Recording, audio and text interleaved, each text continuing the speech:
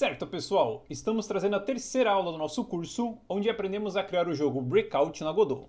Eu sou Gabriel, do canal Desenvolvendo Jogos, e nesta aula estaremos criando e programando o nosso Paddle, que nada mais é que o jogador do nosso jogo, já que o nosso jogador é uma barrinha branca que fica aqui na parte de baixo da tela, se movimentando para a esquerda e para a direita.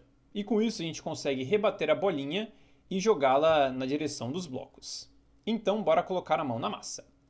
Mas antes, galera, precisamos decidir onde que estaremos criando o nosso jogador. Nós temos duas opções. A primeira é criar como um filho da nossa fase 1. Aí a gente cria o seu objeto, faz a sua programação.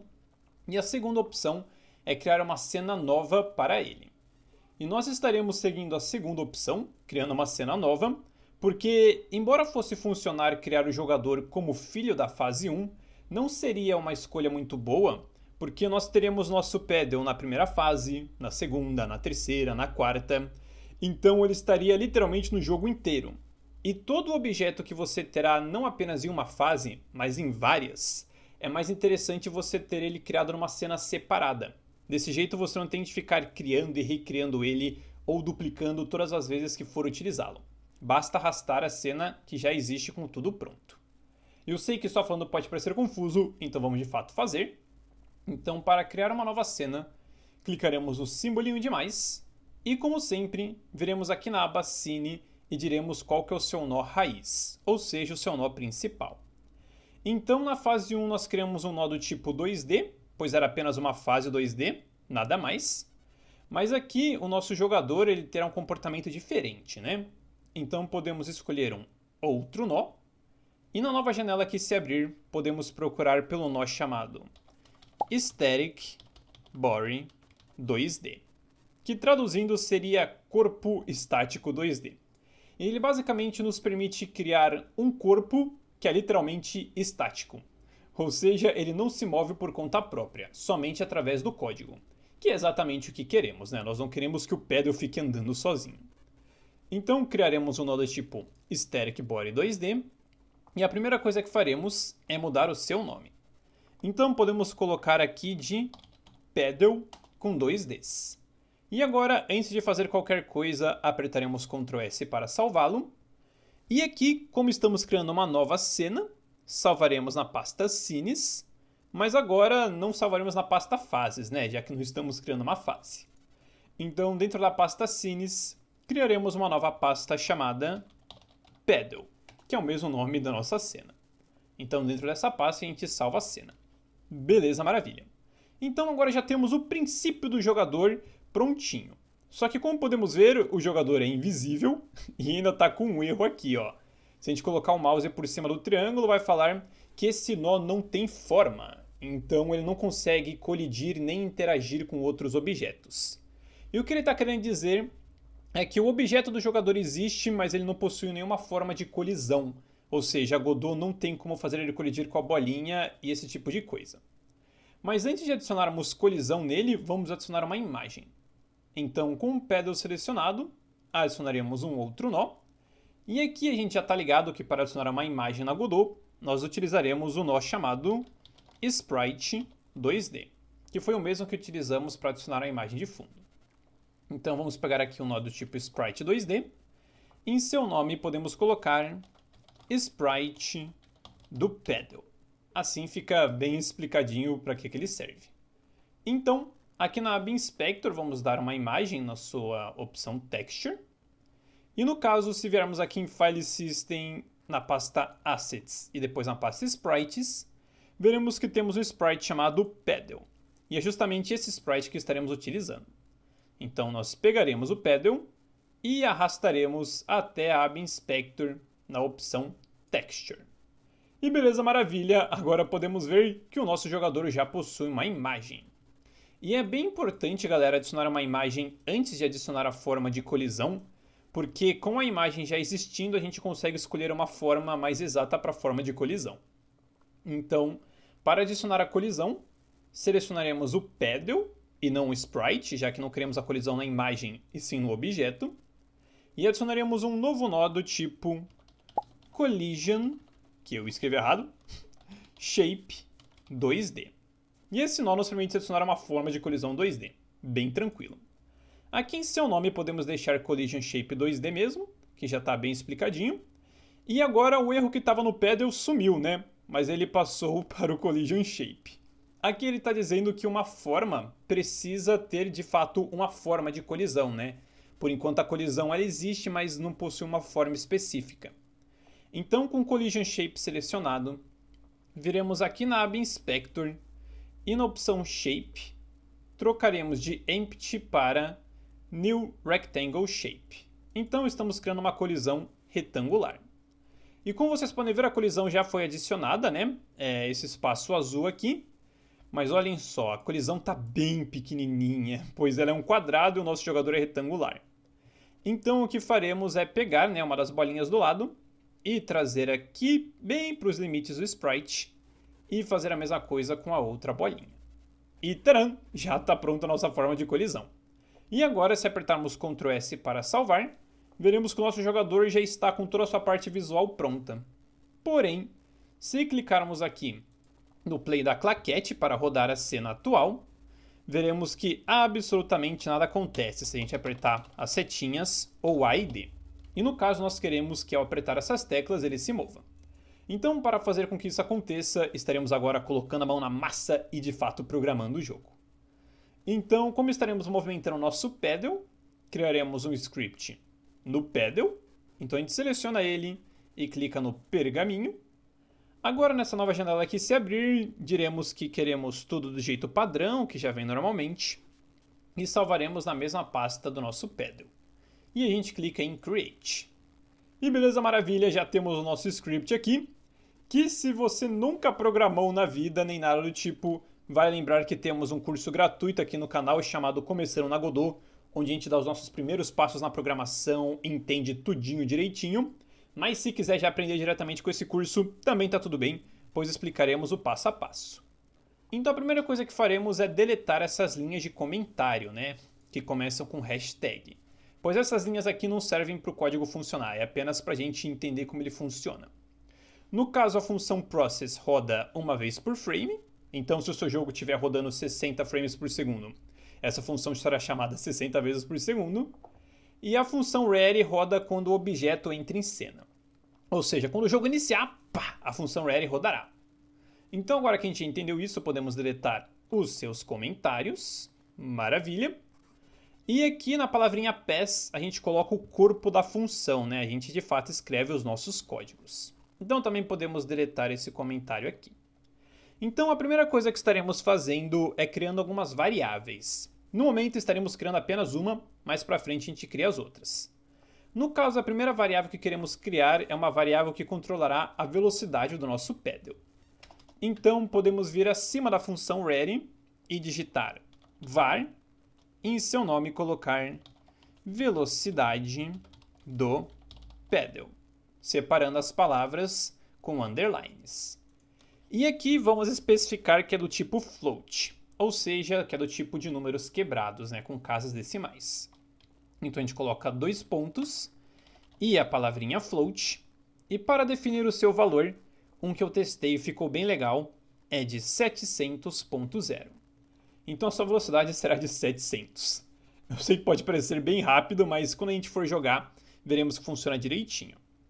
Então colocaremos aqui a velocidade de 700 e agora já podemos programar a sua movimentação. Então poderíamos fazer isso aqui na função process, que é de fato o que estaremos fazendo bem no finalzinho, mas por enquanto é interessante ter uma função exclusiva para movimentar o nosso Paddle, desse jeito o nosso código não fica bagunçado. Então sempre que você tiver uma ação específica que queira realizar, crie uma função nova a ela. Isso deixa o código bem mais limpinho. Então vou só apertar alguns enters aqui várias vezes para poder baixar o script. E aqui, seguindo a regra, né, de estilo, 2 linhas abaixo da função process, criaremos uma nova digitando func, em seu nome, movimentar Paddle. Abre e fecha parênteses, e como essa função não retornará nenhum valor, a gente coloca uma seta com o símbolo de menos e o símbolo de maior que, e a palavrinha void, e aí depois coloca 2 pontos e a palavra pass, já que toda função precisa ter um corpo. Então, quando a gente não coloca um corpo, a gente coloca a palavra pass, que diz para o computador, olha, simplesmente ignora essa função. É o que tem aqui na função process também.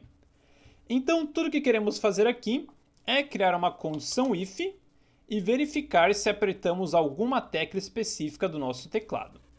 E para isso nós utilizamos o comando input, com I maiúsculo, .isActionPressed, abre e fecha parênteses. E aqui, isActionPressed é chamado sempre que uma tecla estiver pressionada no teclado. Só que aqui a gente não pode vir e simplesmente digitar a letra A ou a letra D, ou até mesmo uma letra que representasse a seta da esquerda ou da direita, né? Pois não é assim que a Godot funciona. No caso, nós temos de dizer, nas configurações do projeto, quais teclas que correspondem a quais ações. E aí, quando essas teclas forem apertadas, esta ação estará sendo executada. Eu sei que só falando pode ser confuso, mas na verdade é bem simples. Então, vamos deixar o código aqui parado por um tempo e vir em Project e depois em Project Settings. E na nova janela que se abrir, ao invés de vir em Window, onde a gente configurou a sua resolução, o que faremos é vir em Input Map, que fica aqui, né, do lado de General, e aqui podemos adicionar uma nova ação. No caso, estaremos adicionando uma ação chamada MV-esquerdo. Então, clicaremos aqui em Edge. E eu coloquei esse nome porque MV seria movimento e esquerdo, que é o movimento para a esquerda, né? Então, MV-esquerdo seria a tecla A e a setinha para a esquerda. Então, como é que a gente diz que são essas teclas que estão relacionadas a essa ação? A gente vem na linha da sua ação e clica no símbolo de mais, e aí abrirá uma nova janela, e agora sem apertar nenhuma tecla, a não ser a que você quer configurar, você vem e aperta, por exemplo, a tecla A, e depois clica em OK. E pronto, agora a Godot já sabe que a tecla A está relacionada com o movimento esquerdo. Simples assim. Então façamos a mesma coisa agora para a setinha da esquerda. Então a gente clica aqui no mais de novo e aperta a seta da esquerda. E pronto, agora já temos essas duas teclas relacionadas ao MV esquerdo. Show de bola! Então o que precisamos fazer agora é fazer a mesma coisa, só que para as teclas do movimento direito. Então, aqui vai um desafio. Se já sabe como fazer isso, pause a aula agora e faça já. Caso ainda não saiba, está tudo bem, pois faremos isso juntos agora mesmo. Então a primeira coisa que temos de fazer é criar uma ação para um movimento da direita. Então estaremos chamando ela de MV-direito. Iremos adicioná-la. E agora, para configurar as suas teclas, a gente clica no simbolinho de mais e aperta a tecla D, que seria o movimento, né, da direita. E agora clica no simbolinho de mais de novo e aperta a tecla da setinha da direita. Show de bola! Agora já temos a ação MV esquerdo e MV direito configuradas. Então podemos fechar essa nova janela e voltar aqui para o script. E agora dentro dos parênteses de isActionPressed, abriremos e fecharemos aspas duplas e digitaremos o nome MV-esquerdo. E tem de ser, né, entre essas aspas aqui, pois isso aqui é uma string, né, uma sequência de caracteres. Então, temos essa condição if aqui. No finalzinho dela, colocaremos 2 pontos e abaixo o seu corpo. Então, do mesmo jeito que a gente define o corpo da função com 2 pontos, a mesma coisa acontece na condição if. E o que queremos fazer quando apertarmos para ir para a esquerda? No caso, queremos acessar a posição horizontal do nosso pedal, que seria a sua posição X, e movimentá-lo para a esquerda, né? Então, no lugar da palavrinha pass, a gente acessa a sua position.x, que é o eixo horizontal, e agora coloca um símbolo de menos e um símbolo de igual e subtrai algum valor. E no caso, nós queremos subtrair o valor da variável velocidade do pedal. Ou seja, enquanto estivermos apertando a tecla da esquerda, o nosso pedal, né, através da sua posição, estará indo para a esquerda, pois estamos subtraindo o valor, na velocidade que configuramos na sua variável velocidade do pedal. E no caso ele vai para a esquerda, pois se voltarmos rapidamente aqui para o layout 2D, vale lembrar que nos planos Olha, nós temos o eixo x, que é o horizontal, e o y, que é o vertical. Então, quando a gente vai para a esquerda, quer dizer, para a esquerda não, quando a gente vai para a direita, a gente vai em valor positivo, já quando a gente vai para a esquerda, a gente vai em valor negativo. Então, para a direita é 1, 2, 3, 4, e para a esquerda é menos 1, menos 2, menos 3, menos 4. Portanto, como queremos movimentar o pedal para a esquerda, a gente subtrai um dos seus valores, ao invés de acrescentar. Só que não basta fazer isso, galera. E eu já vou mostrar o porquê. Antes vamos programar o seu movimento da direita. Então, como queremos movimentá-lo para a direita, é basicamente a mesma coisa, né? Abaixo, nós criamos uma condição elif, que roda se a if anterior não rodar, e se apertarmos a tecla para a direita. Então a gente faz a mesma verificação. A gente acessa o input com I maiúsculo, ponto, is, action, pressed. E dentro dos parênteses, entre aspas duplas, a gente escreve mv traço direito. Aí coloca os dois pontinhos e escreve novamente, né, que queremos acessar a sua posição x, mas dessa vez, como queremos movimentar para a direita, a gente coloca um símbolo de mais seguido do símbolo de igual, e a mesma história, a variável velocidade do pedal. E pronto. Por enquanto, nossa movimentação já está funcionando, não exatamente do jeito que a gente quer, mas ela já pode funcionar. Então, vamos chamar aqui a função movimentar pedal na função process, já que no momento ela existe, mas como é uma função própria nossa, né, o Godot não sabe quando chamá-la. Então estaremos chamando aqui na process, que como vocês se lembram, roda uma vez por frame, ou seja, o lugar ideal para programar sua movimentação. Então, no lugar da palavrinha pass, colocaremos o nome da função movimentar pedal. Abre e fecha parênteses.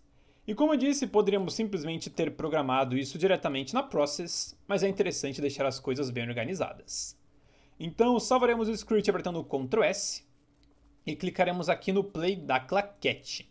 Desse jeito a gente vai rodar a cena do pedal, e agora se apertar D ou A vai se movimentar, mas vocês viram que aconteceu uma coisa bizarra. Vamos jogar de novo aqui. A gente se movimentou e o pedal simplesmente sumiu. E o que aconteceu foi que ele de fato se movimentou para a esquerda, né, ou para a direita, utilizando a sua velocidade.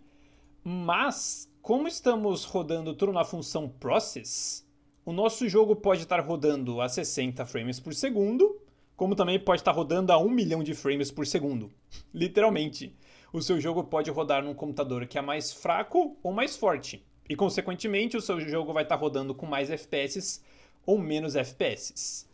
Então, precisamos de algum jeito dizer para Godot que queremos sim movimentá-lo baseado em sua velocidade, mas sempre na mesma velocidade. Então, não importa se é um computador rápido ou um computador lento, sua velocidade será sempre a mesma. E como é que a gente faz essa magia? Através desse comandinho aqui, ó. Na função process temos a palavrinha delta. E esse delta é um cálculo que a Godot faz, que basicamente pega, né, o tempo de intervalo entre o último frame e o frame atual. Então, se multiplicarmos a nossa velocidade pelo valor de delta, o que vai acontecer é que o nosso pedal se movimentará sempre na mesma velocidade em todos os computadores. Pois como esse delta aqui não é um valor fixo, né, é um valor que é realizado o cálculo a todo instante, o movimento do pedal será consistente. E eu sei que só falando pode parecer meio confuso, mas eu recomendo que vocês tenham uma pesquisada, né, sobre delta e delta time, que é bem interessante. Então, pegaremos aqui a velocidade do pedal e com um asterisco multiplicaremos pelo valor delta. E agora faremos a mesma coisa. Na condição elif, né, a gente multiplica por delta. Porém, como podemos ver, tá com uma linha vermelha, né, dizendo que tem algum erro. E se viermos aqui, veremos que o identificador delta não foi declarado no escopo atual. E o que essas palavras aqui significam? Escopo significa o pedaço do código que a gente está. Então essa linha está no escopo da condição if, e essa condição if está no escopo da função movimentar pedal. Então o escopo é a parte do código que nos encontramos. E aqui está dizendo que o valor delta não existe. Só que a gente está vendo que ele existe sim, olha ele aqui na função process. Só que no caso, ele existe no escopo dessa função. Então, poderíamos sim vir aqui e usar o delta aqui numa boa. Mas queremos usar o delta dentro de outra função. E como é que a gente faz isso? Podemos passá-lo como um argumento. Então, o que a gente fará é pegar o valor delta na função process e passar para a função movimentar pedal. E dentro da função movimentar pedal, pegaremos esse delta e usaremos aqui. Então, tudo que temos de fazer é criar um parâmetro, né? E para criar um parâmetro, a gente vem dentro dos parênteses da função e digita o nome dele, que pode ser delta mesmo, não tem problema. E com 2 pontos diz que ele é do tipo float. Então estamos basicamente criando uma variável dentro dos parênteses do método. Olha só que coisa maneira. Então temos a função movimentar pedal, que pede um valor para o delta, que é o valor que ela usa aqui. E lembrando, poderia ser qualquer nome, né? Poderíamos colocar ABC, que daria na mesma. Ou a gente coloca delta para ficar bem explicado. Só que agora temos o erro aqui na função process, porque a nossa função movimentar pedal pede um valor para delta, e aqui a gente não dá nenhum valor. Então, dentro dos parênteses, a gente dará o valor de delta, que é esse valor aqui. Então, sempre que a função process for executada, ela pegará o seu valor de delta e passará para a função movimentar pedal, e dentro dela estaremos utilizando esse valor para multiplicar pela velocidade do pedal. Bem tranquilo. Eu sei, né, que de início pode não parecer tão tranquilo, mas vocês verão, né, que conforme vocês forem estudando e praticando, isso aqui vai ficar, assim, coisa já da nossa natureza mesmo. Então vamos salvar o script apertando Ctrl S e clicar no play da claquete. E agora, se apertarmos D ou A, veremos aqui em cima que a barrinha se movimenta para a esquerda e para a direita. Ah, show de bola, galera, tá tudo funcionando certinho. Então, o que faremos agora é trazer o pedal para a nossa cena da fase 1, né? Assim a gente consegue testar melhor. Então, o que estaremos fazendo é selecionando a fase 1, e ao invés de clicar no mais para adicionar um nó, clicaremos nesse símbolo de corrente, pois aqui queremos instanciar uma cena, né? Não queremos adicionar um nó da Godot, queremos trazer uma cena que é nossa mesmo. Então, estaremos procurando aqui pela cena do pedal, e taran, o pedal já está aqui. E foi isso que eu quis dizer com é melhor ter uma cena específica para cada objeto, né? Porque agora na nossa fase 2, 3, 4, bastará a gente adicionar no nosso pedal que tudo funcionará certinho. Então, com a ferramenta Move Tool, podemos trazer um pouquinho aqui, né? Mais para o centro da tela. Mas, como sempre, acertar valor só no olho é difícil. Então, aqui na aba Inspector, veremos o seu Transform. E aqui a posição X a gente acertou mesmo no olho. A gente colocou em 400, que é exatamente o centro da tela, né? Pois ela tem 800 de largura. E aqui a sua posição Y. Vamos colocar de 550 para ficar redondinho. Agora, se clicarmos no Play principal, nossa fase 1 será carregada. Ai, olha só que da hora, temos nosso pedal aqui. Que lembrando que se tiver muito rápido ou muito devagar, você pode modificar o valor da variável de velocidade, né? Mas olha só que legal, galera, já temos o pedal se movimentando. Isso aqui por si só já é o suficiente para programar o jogador. Só que vejam só, se a gente se movimentar para a esquerda ou para a direita, a gente sai da tela. Ai, como é que a gente resolve esse probleminha? Bem simples, galera. Ó, nós podemos voltar aqui no script do pedal e criar duas novas variáveis que definirão os seus limites da tela, né? Então, abaixo da variável de velocidade, teremos uma outra variável chamada x mínimo, que representará, né, o eixo horizontal mínimo do pedal, será do tipo float e no momento terá o valor de 0. Já já a gente ajusta esse valor. Antes vamos ir abaixo e criar uma outra variável chamada x máximo, que também será igual, né? Será do tipo float e terá o valor de 0. E agora, quais que serão os valores reais, né? Eu coloquei 0 apenas como um placeholder aqui. No caso, queremos que o nosso jogador se movimente até o limite da esquerda e o limite da direita. E nós poderíamos simplesmente vir aqui e colocar, por exemplo, o valor de 0 no x mínimo. Desse jeito ele chegaria aqui no mínimo da janela, que começa a contar a partir de 0. E no x máximo poderíamos colocar o valor de 800. Pois como a nossa janela, né, tem o tamanho de 800 por 600, o canto esquerdo é 0 e o canto direito é 800. Isso em teoria funciona, mas a gente já verá que não são os valores ideais. E eu faço questão de mostrar por que não são. Antes vamos de fato utilizar esses valores aqui. Então o que podemos fazer é descer o nosso script e abaixo da função movimentar paddle, seguindo a linha, né, o código de estilo, pularemos 2 linhas e criaremos uma nova função chamada limitar movimento do paddle. Abre e fecha parênteses. Essa função não terá nenhum parâmetro, então não precisa colocar nada dentro dos seus parênteses. E aí colocaremos uma setinha indicando que não retorna nenhum valor através da palavra void. E agora como é que a gente limita a posição do nosso paddle? No caso, primeiramente a gente acessa a posição que quer limitar. Então a gente acessa o position.x, que é o seu eixo horizontal, e dá um novo valor. E o seu valor é um valor que é um comando chamado clamp. Abre e fecha parênteses. E no caso, clamp em inglês seria como limitar, né? Como proibir que algo avance determinado local. Então a função clamp nos permite justamente limitar algum valor.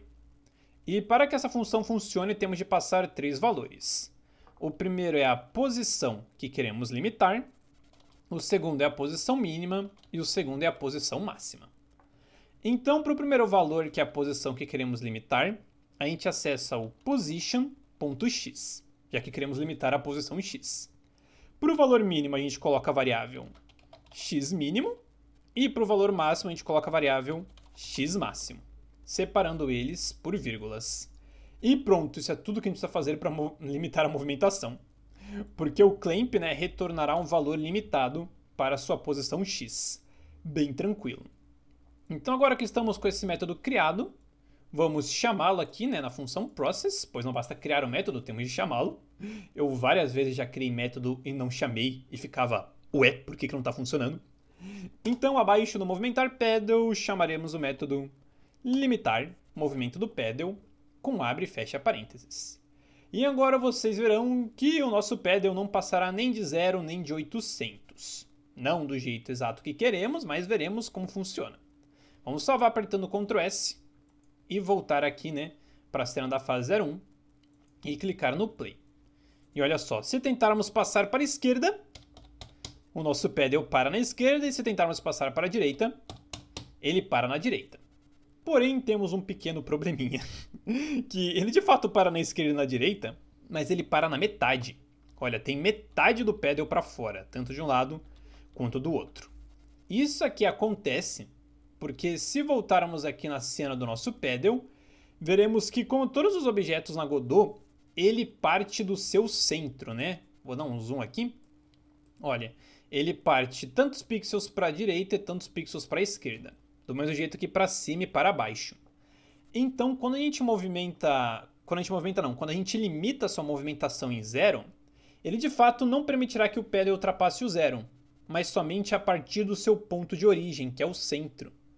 Então, o que acontece é que quando o nosso jogador chega aqui no 0, ele não chega no 0 na sua ponta esquerda, ele chega no 0 bem no centro do seu objeto. Então é por isso que ele fica a metade esquerda para fora e também a metade direita. É só nesse ponto que ele atinge a posição de 800 e não nesse. Então, como é que a gente faz para limitá-lo nos valores que de fato tem de ser limitado? Existem 2 maneiras, né?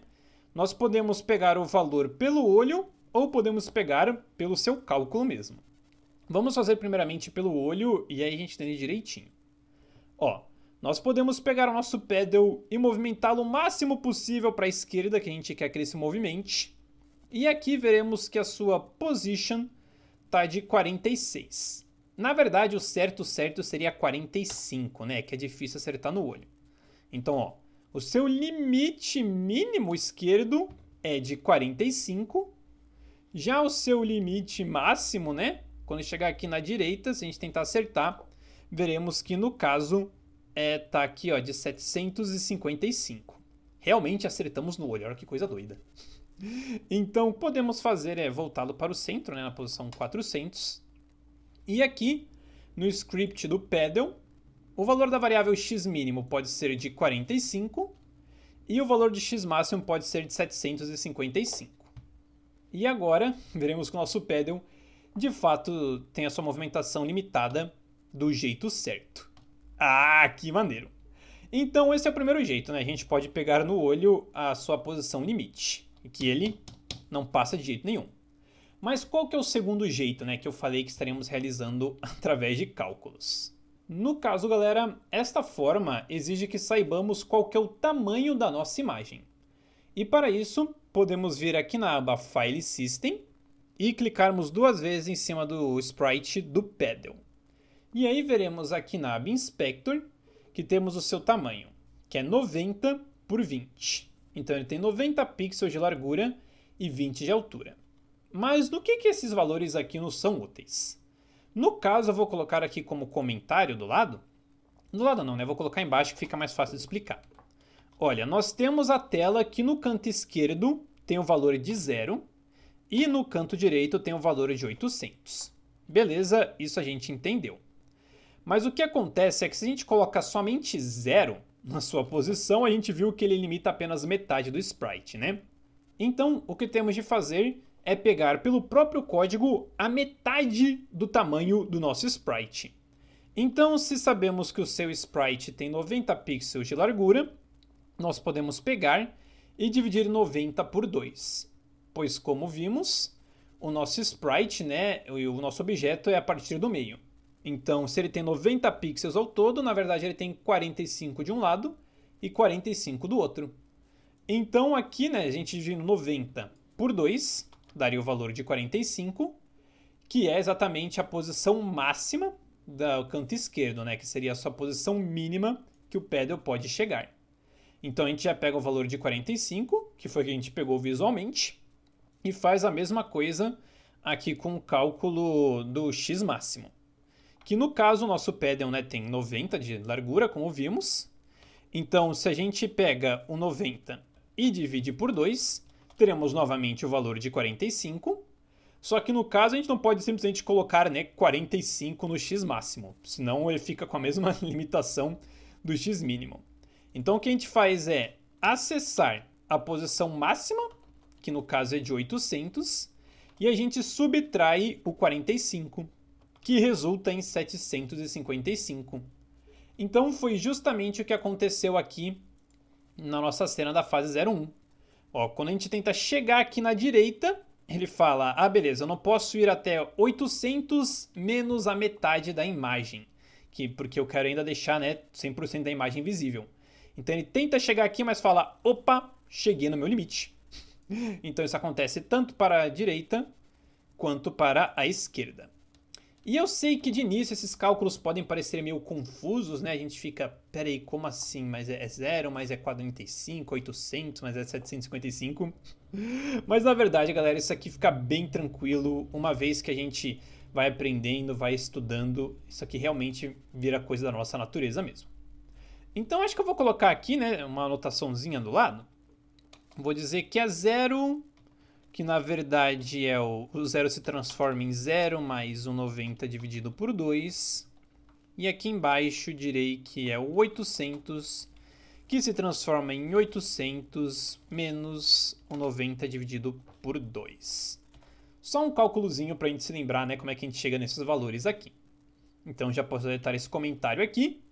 E show de bola, agora o nosso jogador está 100% pronto, galera. Vamos jogar mais uma vezinha aqui. Tá muito maneiro, meu. Show de bola. Então, o que podemos fazer agora é dar uma organizada no código, que aqui nós não estamos utilizando a função ready em nenhum momento. Nós poderíamos deixar ela aqui existindo, né? Mas como a gente não usa, podemos deletá-la. E a próxima coisa que podemos fazer é adicionar alguns comentários, né? Então, aqui acima das variáveis, vamos colocar um comentário que diz movimento do Paddle. Então essas variáveis cuidam do seu movimento. Agora o que podemos fazer é no método movimentar Paddle, podemos escrever movimenta o Paddle para a esquerda barra direita. Vamos colocar sem espaço aqui, né? Acho que assim fica mais explícito o que quero dizer. E aqui, se você quiser, você pode deixar o código desse jeito, mas se está começando agora e está tendo um pouco de dificuldade de ler, né, o if logo em seguida do elif, a gente pode adicionar um enter no meio deles, que o código funciona numa boa, né? Mas olha só que legal, agora fica mais fácil de ler o if e o elif.